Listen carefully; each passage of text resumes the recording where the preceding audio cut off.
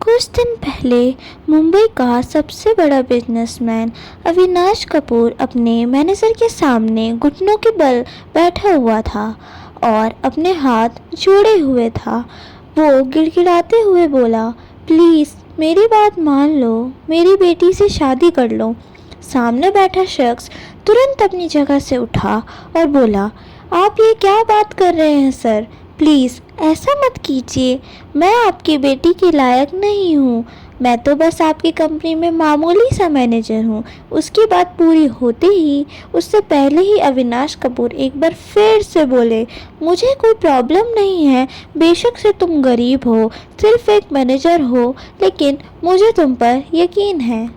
तुम मेरी बेटी को हमेशा खुश रखोगे। अगर तुमने मेरी बेटी से शादी नहीं की तो मैं जीते जी मर जाऊंगा। वो शख्स तुरंत बोला, प्लीज़ सर ऐसी बातें मत कीजिए। अविनाश कपूर एक बार फिर से बोले, मैं तुम्हारे आगे हाथ जोड़ता हूँ, प्लीज़ शिद्दत से शादी कर लो, वरना मैं कहीं का नहीं रहूँगा। उस शख्स ने आखिर अविनाश जी के हाथों को नीचे किया और बोला, ठीक है, मैं शादी के लिए तैयार हूँ। प्रेजेंट डे मुंबई, दिन का समय, एक बहुत बड़ा विला जिसके बड़े गेट के सामने तकरीबन 22 साल की एक लड़की जिसका नाम है शिद्दत कपूर, वो अपने डैड को घूर रही थी। उसके डैड बार बार किसी को फ़ोन ट्राई कर रहे थे, मगर सामने से कोई रिस्पॉन्स नहीं आ रहा था और उनके जस्ट पीछे उनके विला था, जो एक वक्त पर मुंबई शहर के सबसे कीमती विला में गिना जाता था। लेकिन आज सच में उस विला की कीमत लग रही थी। वहीं दूसरी तरफ एक लग्जरियस होटल में टॉप फ्लोर पर बने प्रेसिडेंशियल स्वीट में वही लड़का बेड पर एक लड़की के साथ था और वो लड़की उस लड़के पर झुकी हुई उसकी ब्रॉड चेस्ट को लगातार चूमे जा रही थी और वो लड़का पूरी तरह से उस लड़की के होठों को अपनी चेस्ट पर फील कर रहा था। तभी साइड टेबल पर रखा हुआ फ़ोन बजा और वो लड़की थोड़ा डिस्टर्ब हो गई। उसने फ़ोन की तरफ देखा और बोली, कौन है ये जो तुम्हें बार बार डिस्टर्ब कर रहा है? लगता है कोई है जो तुमसे बात करने के लिए मरे जा रहा है। वो लड़का डेविल स्माइल के साथ ऊपर की तरफ उठा और एक नज़र उसने अपने फ़ोन पर डाली जिस पर एक नंबर फ्लैश हो रहा था और लिखा हुआ था अविनाश कपूर। वो लड़का डेविल स्माइल के साथ बोला, कोई बेशक से मरे या जिए बेबी गर्ल, लेकिन मुझे डिस्टरबेंस बिल्कुल पसंद नहीं। इतना कहकर उस लड़के ने उस लड़की के दोनों हाथों को अपने एक हाथ में जकड़ा और खुद पूरी तरह से उस पर झुक गया। वो लड़की दर्द से हल्का सा चिल्लाई और कुछ देर बाद उस रूम में उन दोनों की मदहोशी भरी सिसकियां गूंजने लगी। कपूर विला शिद्दत कपूर अपने डैड अविनाश कपूर को गुस्से से घूर रही थी, जो फ़ोन पर फ़ोन किए जा रहे थे लेकिन सामने वाला फ़ोन उठा ही नहीं रहा था। फ़ोन करते हुए ही बार बार वो उस तरफ देख रहे थे जहाँ पर बोली लगाई जा रही थी। 100 करोड़ की कीमत लग चुकी थी, लेकिन अभी भी बोली रुकने का नाम नहीं ले रही थी। तभी चेयर पर बैठा एक शख्स अपनी जगह से उठा और बोला, 105 करोड़। उसके मुंह से 105 करोड़ सुनकर बोली लगाने वाले शख्स के चेहरे पर मुस्कुराहट आई और वो मुस्कुराते हुए बोला, इसलिए कहते हैं कि हीरे की पहचान सिर्फ जौहरी को होती है।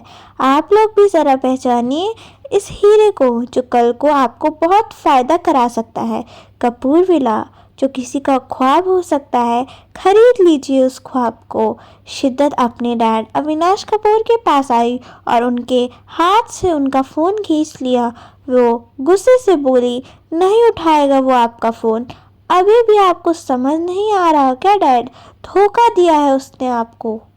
वो ब्लडी चीटर बहुत चालाक निकला। बोलते हुए उसका गोरा चेहरा गुस्से से एकदम लाल दिखाई दे रहा था। तभी सामने वाली आवाज़ और भी ज़्यादा ऊंची हो गई, 105 करोड़, 1, 105 करोड़, 2। लेकिन अब सामने से आवाज़ आनी बंद हो चुकी थी। शायद हर कोई अपनी औकात के हिसाब से उस विला की कीमत लगा चुका था। वहाँ पर बैठे सभी बिजनेसमैन उस विला की तरफ देख रहे थे। कोई भी उस विला को अपने हाथ से जाने नहीं देना चाहता था, लेकिन अब आगे कोई इससे भी ज़्यादा बढ़कर कीमत लगाता उससे पहले ही वहाँ पर ज़ोरों से हवा चलने लगी। ये हवा कुदरती नहीं थी कि ऊपर उड़ रहे एक चॉपर की वजह से आ रही थी। सबने शोर सुनकर अपना चेहरा ऊपर की तरफ उठाते हुए देखा, जहां एक प्राइवेट चॉपर घूम रहा था। उस प्राइवेट चॉपर में कौन है कौन नहीं अभी तक पता नहीं चल रहा था, लेकिन हर कोई जानने को उत्सुक था कि आखिर कौन है।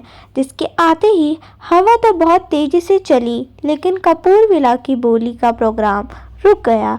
शिद्दत और अविनाश कपूर भी उस चॉपर की तरफ देख रहे थे। तभी वो चॉपर कुछ ही दूरी पर बने हेलीपैड की तरफ बढ़ गया। कुछ ही देर में उस चॉपर का दरवाज़ा खुला और एक शख्स बाहर आया। ब्लैक कलर का पठानी कुर्ता पहने वो शख्स काफ़ी रुआबदार लग रहा था। बाहर आकर उसने अपने कुर्ते के कफ थोड़े ऊपर की तरफ किए और फिर अपने हाथ से अपनी बियर्ड को सेट किया। तकरीबन 27-28 साल और 6 फीट 1 इंच का वो शख्स अपनी जगह पर खड़ा और अपनी गहरी काली आंखों से एक नज़र उसने दूर खड़ी शिद्दत कपूर को देखा। उसके होठों पर एक डेविल स्माइल आ गई। तुरंत ही तकरीबन 10-12 बॉडीगार्ड ने उसे घेर लिया, जो ब्लैक कलर के कपड़े पहने हुए थे और उनकी यूनिफॉर्म पर चौहान्स टीम लिखा हुआ था। सामने गार्डन की तरफ बैठा हर शख्स हैरान था, क्योंकि आज पहली बार वो उस शख्स को देख रहे थे। कई उस शख्स को पहचानते थे, लेकिन जिस तरह से वो शख्स उस जगह पर आया, वो चीज़ इन्हें शौक दे रही थी। उस शख्स का नाम अचानक ही उस भीड़ में गूंजने लगा, क्योंकि किसी ने आकर वहाँ पर ये बात फैला दी थी कि आज पहली बार अगम चौहान सबके सामने आने वाले हैं। वो अगम चौहान जिसका आज तक सबने सिर्फ नाम सुना था, उससे मिलने की चाहत हर किसी को थी, लेकिन किस्मत को नहीं।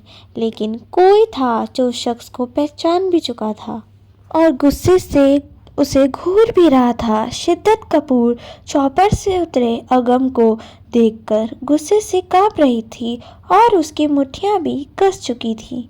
अविनाश कपूर भी एकदम हैरान थे। उस चॉपर से उतरा शख्स अगम था, जो अपनी कंपनी में मैनेजर की जॉब करता था, लेकिन उसकी तो एक कार लेने की औकात नहीं थी, तो प्राइवेट चॉपर तो वो ख्वाब में भी नहीं देख सकता था। अगम आगे की तरफ बढ़ने लगा। शिद्दत भी तेज कदमों के साथ उसकी तरफ आई। रास्ते में ही वो अगम के सामने आकर खड़ी हो गई। उसने गुस्से से अगम के आसपास खड़े बॉडीगार्ड्स की तरफ देखा। अगम ने अपनी आंखों से गॉगल्स उतारे और बॉडीगार्ड्स को इशारा किया, तो सभी उससे थोड़ा पीछे हट गए। शिद्दत अगम की तरफ देखते हुए बोली, ये क्या बदतमीजी है अगम? डैड कब से तुम्हारा इंतज़ार कर रहे हैं, और ये क्या बेवकूफ़ों वाली हरकत है? ये चॉपर, ये महंगे कपड़े कहीं से भीख मांग कर लाए हो क्या? मुझे तो समझ में भी नहीं आता तुम्हें भीख दे भी किसने दी, क्योंकि मैं तो भीख में भी तुम्हें एक फूटी कौड़ी ना दूं। अगम सार्कास्टिक में हल्का सा मुस्कुराया और बोला, स्पाइसी वाइफी, तुम मुझसे सवाल करना छोड़ो और सामने की तरफ देखो। कितना मस्त सीन चल रहा है ना। नीलामी। कई लोगों के चेहरे पर एक्साइटमेंट, तो कई लोगों के चेहरे पर बेचारगी। कितना बुरा लगता है ना जब सब कुछ छिन जाता है। मुझे तो डर है कि कहीं किसी को हार्ट अटैक ना आ जाए। शिद्दत उसकी बीच बात में ही काट कर बोली, हाउ डेयर यू। बोलते हुए उसने अपना हाथ ऊपर की तरफ उठा दिया। अगम ने उसकी नाजुक सी कलाई को पकड़ा और मरोड़कर उसे घुमाते हुए उसकी ही पीठ से लगा दिया। शिद्दत की दर्द से आह निकल गई। अगम ने अपना चेहरा शिद्दत के कंधे पर हल्का सी टिकाया और बोला, ऐसी गलती भूल कर भी मत कर देना स्पाइसी वाइफी। कि बाद में तुम्हें पछताना पड़े, और अगम चौहान से की हुई गुस्ताखी में तो पछताने का मौका भी नहीं मिलता। अगम चौहान सुनकर शिद्दत की आंखें बड़ी हो गई। वो बुदबुदाते हुए बोली, अगम चौहान। अगम ने एक झटके से उसे छोड़ दिया और बोला, स्पाइसी वाइफी, तुम्हारे हाथ से अपना नाम सुनने की ख्वाहिश कब से थी, आज पूरी हो गई। चलो अब चलकर मूवी एंजॉय करते हैं। बोलकर उसने तेजी से अपने कदम सामने की तरफ बढ़ा दिए। शिद्दत बस उसे चाहते देखते रह गई। उसे समझ नहीं आ रहा था कि अभी अभी जो शख्स उसके सामने था वो कौन था। उसकी कंपनी का मैनेजर, अगम, या फिर मुंबई का टॉप बिजनेसमैन। अगम चौहान, जो न सिर्फ मुंबई का बिजनेस किंग बल्कि न जाने कितने ही कंट्रीज़ में उसका बिजनेस फैला हुआ था। अगम के वहाँ पर आते ही सब लोग हैरानी से उसे देखने लगे, क्योंकि सभी अगम को कपूर इंडस्ट्रीज़ के मैनेजर के तौर पर ही पहचानते थे।